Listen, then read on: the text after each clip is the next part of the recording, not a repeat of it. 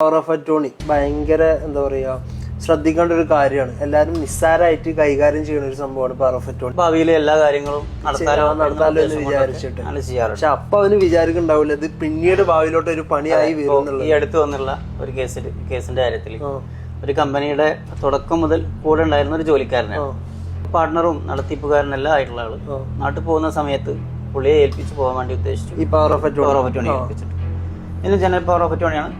സ്വാഭാവികമായിട്ടും കമ്പനി ഒരു വർഷം കഴിഞ്ഞ് ലൈസൻസ് സാധാരണ പുതുക്കുന്നത് പോലെ പുതുക്കാൻ നോക്കിയപ്പോ കൂടെയുള്ള പാർട്ട്നേഴ്സിന്റെ ഡീറ്റെയിൽസും കൂടി ചോദിക്കണേ പുതുക്കുന്ന സമയത്ത് അപ്പോഴാണ് അറിയണത് ഞാൻ മാത്രമായി ഉണ്ടായിരുന്ന ഒരു കമ്പനിയിൽ ആ പവർ ഓഫ് അറ്റോർണി കൊടുത്തതിന്റെ പേരിൽ ആ കക്ഷി പാർട്ണറായിട്ടുണ്ടെന്നുള്ളത്. ഈ കക്ഷി ഇയാൾ അറിയാണ്ട് പാർട്ണറായിട്ടുണ്ട്.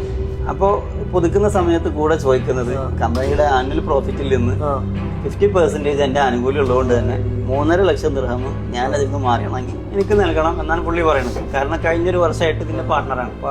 ഇയാള് പോലും അറിയാണ്ട് ഇയാള് പാർട്ണറായി. അപ്പൊ നമ്മള് ഒരു കമ്പനിയല്ല ഏത് കാര്യങ്ങളാണെങ്കിലും നമ്മൾ എന്ത് പർപ്പസിനാണോ നമ്മൾ ഒരാളെ ഏൽപ്പിക്കുന്നത് ആ പർപ്പസിനുള്ളത് കൊടുക്കുക. ഉദാഹരണത്തിന് കമ്പനിയുടെ സാലറി കാര്യങ്ങൾ, അഡ്മിനിസ്ട്രേഷന്റെ മറ്റു കാര്യങ്ങൾ മാത്രമാണെങ്കിൽ അത് മതി.